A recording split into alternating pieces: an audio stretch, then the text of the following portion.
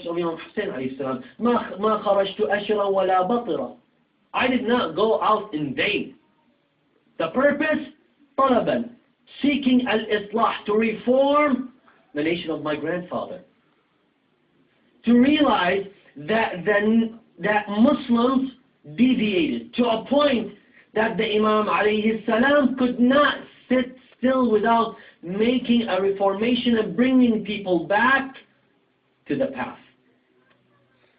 Now we all have to truly, in our hearts and in our minds, achieve that reformation. Ask yourself, how far are you from that balance, from that as-sirat al-mustaqim? You need to go and test yourself. Go and ask yourself, how is your relationship to that sirat al-mustaqim? Men and women. You need to examine that relationship. So, we asked ourselves, can we meet the Imam alayhi salam? And we came to the conclusion that yes, we can meet the Imam alayhi salam. In many of the supplications, you can read, and let me quote from Dua al-Nudba. بنفسي أنت من مغيب لم يخل منا بنفسي أنت من نازح ما نزح عنا. Here the Imam alayhi salam is teaching us how to talk to Sahib al-Asr wa Zaman alayhi salam, saying, oh, my master, you are someone from amongst of us, never left us. This part of the dua, it clearly explains and tells us the Imam is living amongst us. We just don't see him. We just don't recognize him. How do you recognize someone? How do you truly recognize someone? See, in building a relationship with any two individuals, right now I meet someone.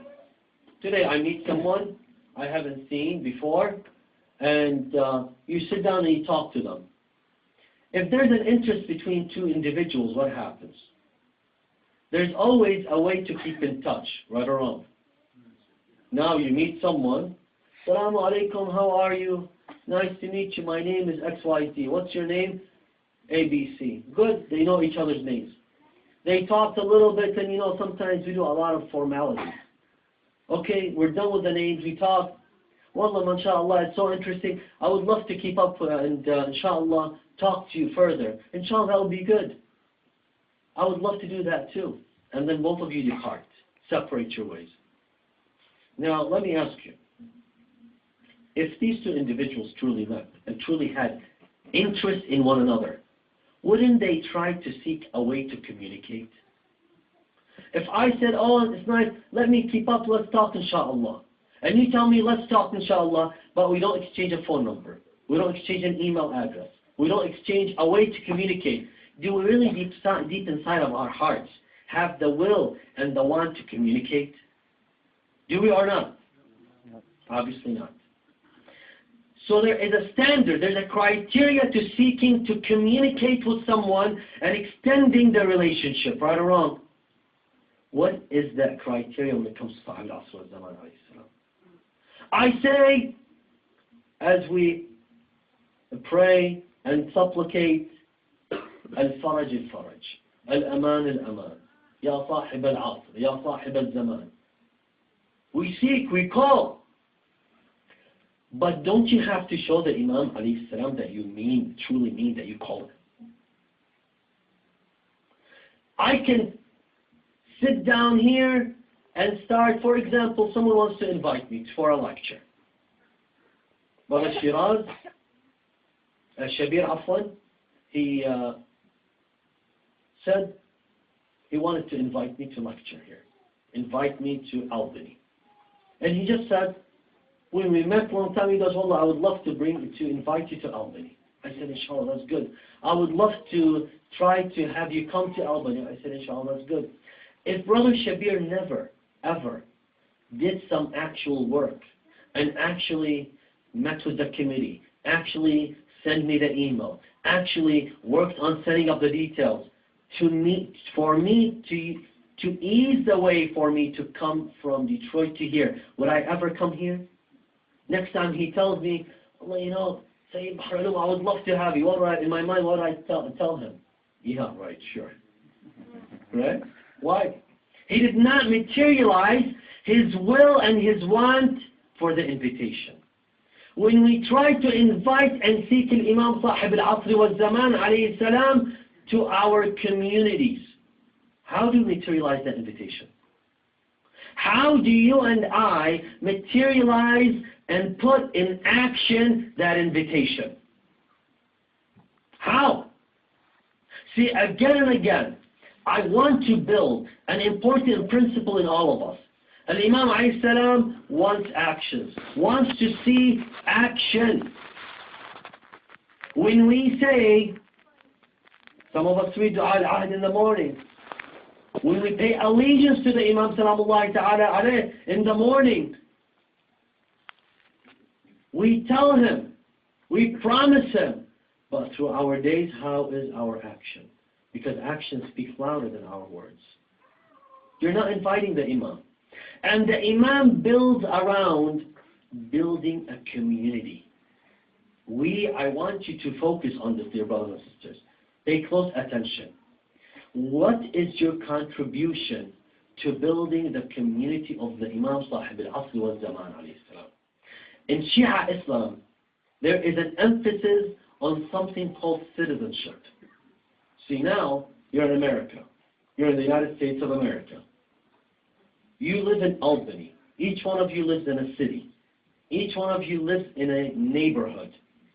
What is your obligation and what are your rights when you became a citizen of the state?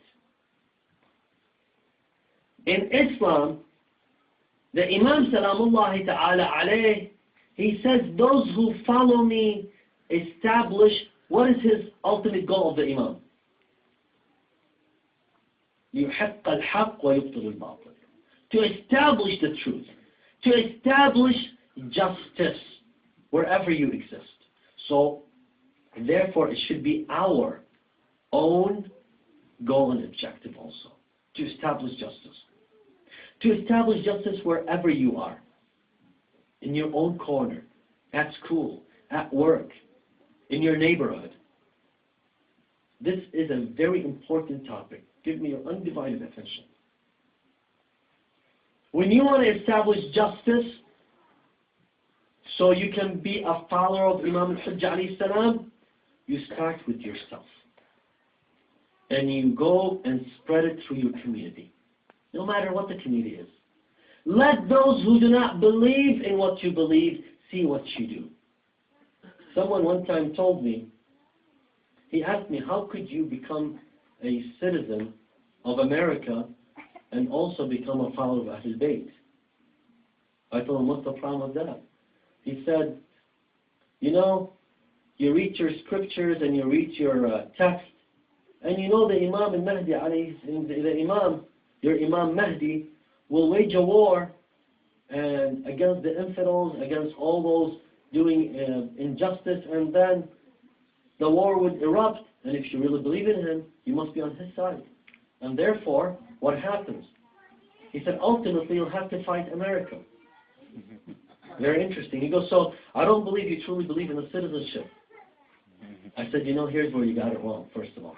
You got some of it right and a lot of it wrong. He said, explain, tell me. I said, first of all, the Imam Salamullahi Ta'ala alayh, when he establishes justice. When people in the Soviet Union, why did they erupt and did all this, the revolt against communism? They saw what they thought is better. And what did they do? They revolted. They turned the government upside down. Right or wrong? I said here, what we have a very well represented government. All we need to do is see justice established somewhere, and we will call for that justice. We have a system. And through that system, we can change the minds. Yes, the war we wage is the battle in the mind. We will explain the principles and concepts. When this country was established, there was a war of the minds. There was a war, even in the Constitution. There was a battle in establishing the Constitution. But it was a battle that the mind took place in it. Then, when we see something better, we'll ask for it. And there is no problem. We can change systems here. We